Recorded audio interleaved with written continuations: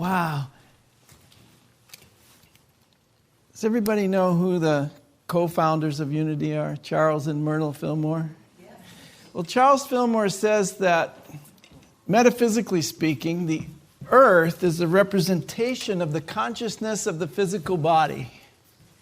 So whatever your consciousness is surrounding your physicality, that's going to be reflected in your environment.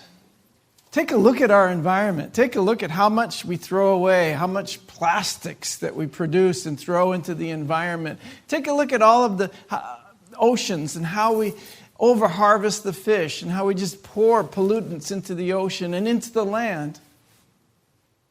Take a look at how we're heating things up by misplaced passions and creating climate change. And take a look at the complacency of ourselves in all of this. This is the state of our consciousness. This is why this is the state of our planet. That is my contention. Or this guy that I met called Reverend Anonymous. I talk with him very frequently. And he told me that without exception, the only place I can look to make any lasting change in the world is within me. It starts and ends there. It's within my own heart and mind. It's in my own consciousness that I'm going to find the answers to every question I have about myself and the world. And it's there I must begin to clean up the planet. I must begin to clean up my polluted consciousness.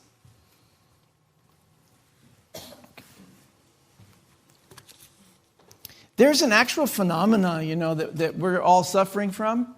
And thank you, Martha, for sending me some articles, because that led me to research more about what's going on with this wonderful thing that people are doing called forest bathing. It's actually being prescribed by doctors to people. And do you know why they're prescribing forest bathing or bathing in the energies of the ocean? It's because we have an illness. It's an actual illness. It's called nature deficit disorder. Did you hear about that? No, well, you're going to hear about it now. Nature deficit disorder. We're inside all the time. We're looking at computer screens, at telephones. We're riding in cars. We're in office buildings. And we're in homes with air conditioning and heating systems. And we don't get outside anymore. When I was a kid, we used to have to go outside. Get out of here. Go outside and play. What do you mean go outside? Get out of here. They throw the kids out the door. When do you want us back? I'll tell you when to come back.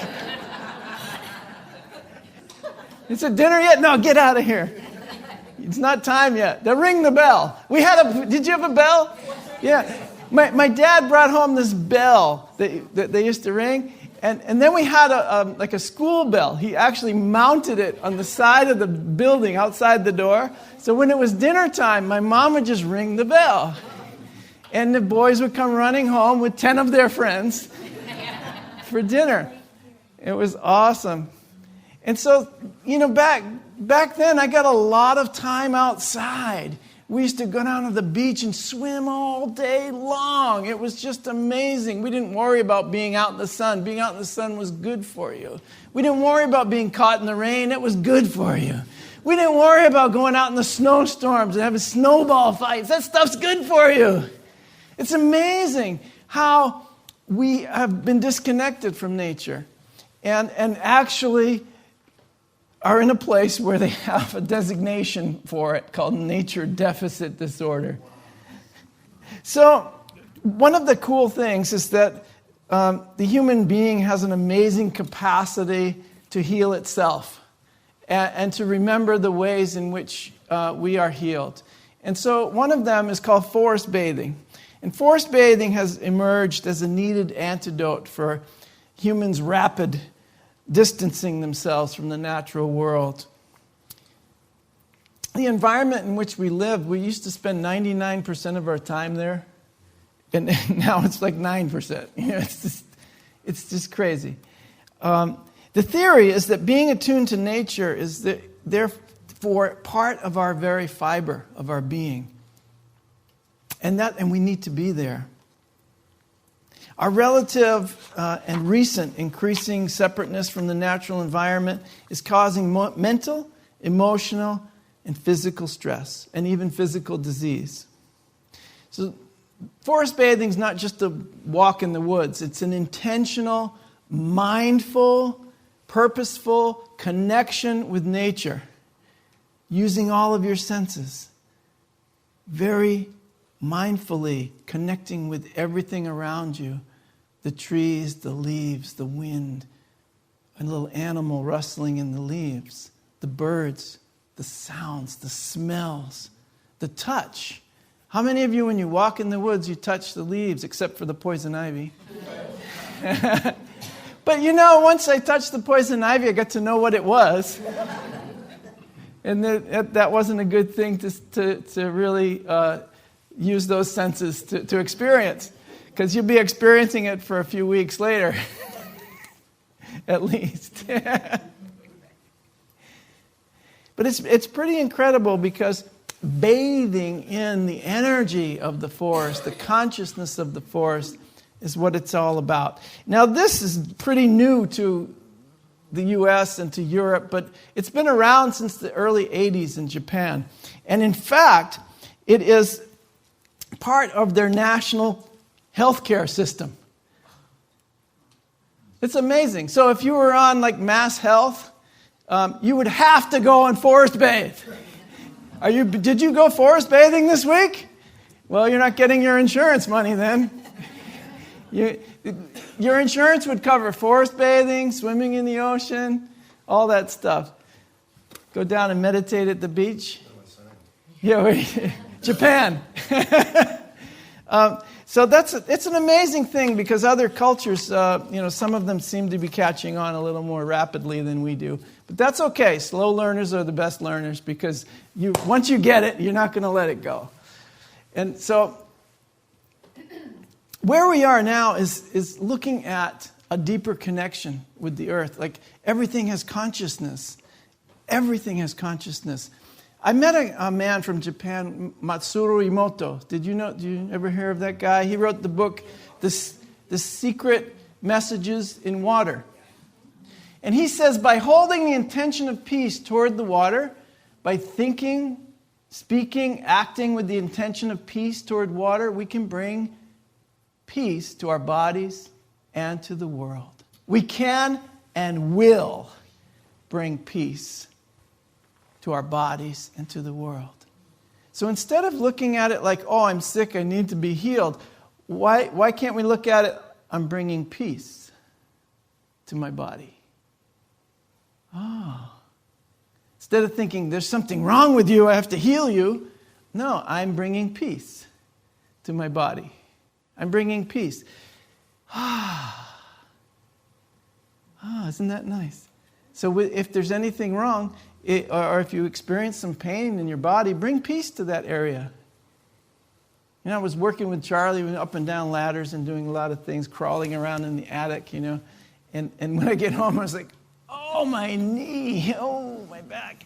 I remembered Myrtle Fillmore talking to all the parts of her body, blessing them and thanking them for everything they've done for us. And so I began to bring peace. Oh, wonderful. How wonderful. I had an idea that at a certain age, I'm going to get a knee replacement. You know what? Yesterday, I abandoned that idea. And Jan was my inspiration. Because she has a knee that slows her down once in a while. But I realized you've been going a long time on that knee without replacing it. So you must be bringing peace to that part of your body. We'll bring peace, and we will bring peace to the world. And why does he focus on water? Because water is the most receptive and conductive of energy of all the elements in the universe. Water.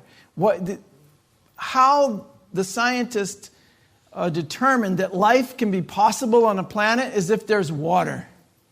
And it's amazing, you guys were talking so much about water and the ocean this morning, because water has consciousness. I want to show you a couple of examples. Water records information while circulating throughout the earth. It distributes information also. So it's distributing all this information to you. Water holds all the quantum information from the comets and all the universe that has sent it here. The water came to Earth the Earth got hit by a comet full of water. That's how we got oceans. It wasn't here to begin with. It was just a rock. And it collided with another rock that had a bunch of water. And it brought all of this information, all of this consciousness to us. Isn't that incredible? So it distributes the information. And water, sent from the universe, is full of the information of life. Now, what Matsuri Emoto did was he did a lot of experiments of the consciousness of water. Because it distributes information, it's also receiving information from you and your consciousness. And what are you telling it? A lot of you guys know this. That's why Patricia writes healing on her water bottle, or love. That's why you do that stuff, right? People say, why do you put a word on your water bottle? Because you're giving the water information. So here's 2 slides. Now, this is a polluted river compared to a clean stream. Now, the idea is that he took polluted water from one of the rivers in Japan, one of the most polluted rivers, and he got in a circle of people and they prayed and they gave the water. They said, thank you. They said, forgive me. They said, I love you. Thank you for everything, all that you're giving me. Forgive me for me ignoring you and polluting you. I love you so much. And that intention actually changed the molecular configuration or how the water showed up. So this is love. Isn't that cool? This is really cool. So these are some of the other ones. I'll just leave this up for a minute. So what he did was take these photos a lot of times before and after. So these are all the after photos of how they prayed over the water. Self-love. So they all stood in a circle with the water in the middle and they gave self-love to themselves. And the water recorded that information. These are water molecules recording the information. Beauty. Just holding, visualizing, and holding the vibration of beauty. Look at that one. It is beautiful. Passion. Good job. Well done. When you encourage somebody and you give them praise, all that 60% of water, whatever, 70% in your brain, it starts recording the information. Of course. And that's why when we're praising our children, when we're praising one another, when we're encouraging and helping one another, what happens? We tend to be healthy and healed and whole, and we feel great. And we want to interact with people in that same way. We want to share that same information. To rescue, to protect, and just to be happy. So all these are vibrations that we are recording the information in the cells of our body. And we also can do it because as above, so below. As below, so above. We can also do it in the greater world. And we are doing it. Every time we're doing it in the macrocosm, it's happening in the microcosm and vice versa. When we're doing it within ourselves, it's happening everywhere. Why? Because we're connected. We're all one. And everyone's recording the information that you're sending out. It's being recorded automatically, whether you know it or not. What information? Sounds a lot like unity. What information are you telling yourself? What are you affirming in your mind? Are you affirming the truth? Or are you calling in separation? Are you attempting to validate the separation? All I can say is that our polluted minds have polluted the environment. And you can try to blame somebody else, but it still won't help. I have to do something about it myself. Consciously connect with everything, mindfully connect with everything in my life. and give it some good information. There's an extraordinary example of our Native American brothers who have, you're doing the slides today. and I wanted to bring this up because there's a very wonderful holy man called Black Elk. And he says that there can never be peace between nations until there is first known that true peace which is within the souls of men and women, humankind. And I know that that peace will never be fulfilled until we are one with nature, until we acknowledge that we cannot be separate from it, and we must treat each and every living thing with holy reverence, that God is in every single thing. And when we give that information to what we're interacting with, it gives it back. So we can and we will create peace in our bodies. So Black Elk also said something really important. And it is this: the first peace, which is the most important, is that which comes within the souls of people. When they realize their relationship, their oneness with the universe and all its powers, and when they realize that at the center of the universe dwells the Great Spirit, and that this center is really everywhere. It is within each one of us. That's Luke 17. You know, when they asked Jesus, where's the kingdom? He says, you're not going to get it by looking out there. The kingdom of God is within you. It is within each and every one of us, the center of the universe. Now, you as an ego, as a personality, are not the center of the universe. That's where we got it a little askew. Because we're giving ourselves the wrong information. And that wrong information has no place in your consciousness. We're going to allow it now to be replaced by truth. And that's all that any of these teachers are teaching us, is to allow the truth to naturally replace those mistaken ideas in your mind. Because everything is consciousness. That's why we do affirmations. That's why we do affirmative prayer.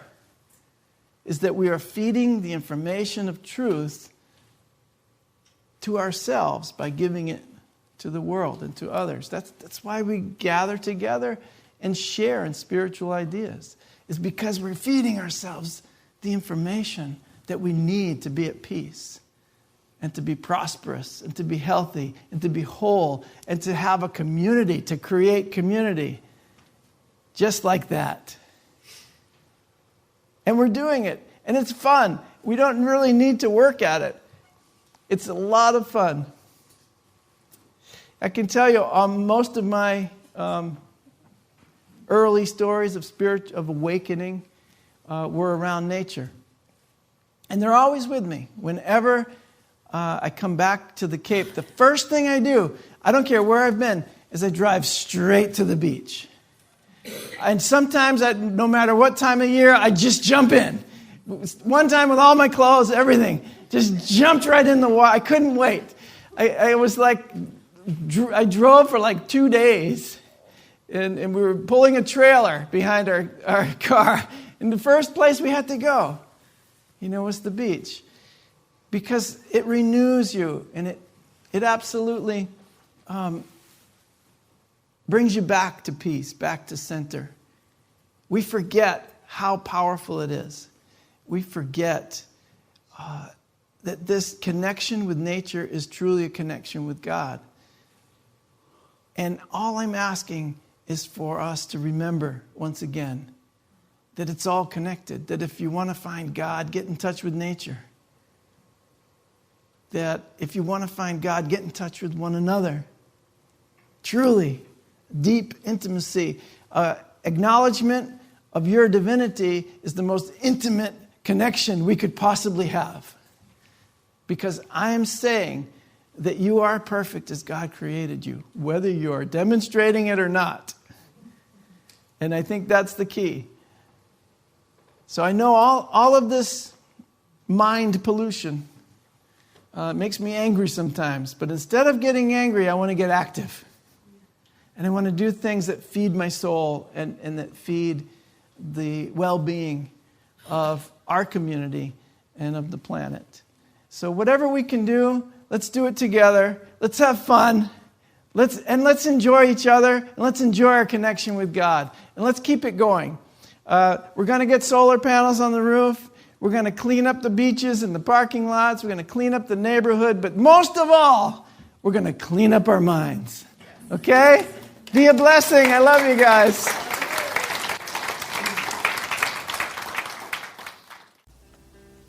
You have been watching the message from our Sunday celebration service here at Unity on Cape Cod, providing a positive path for spiritual living.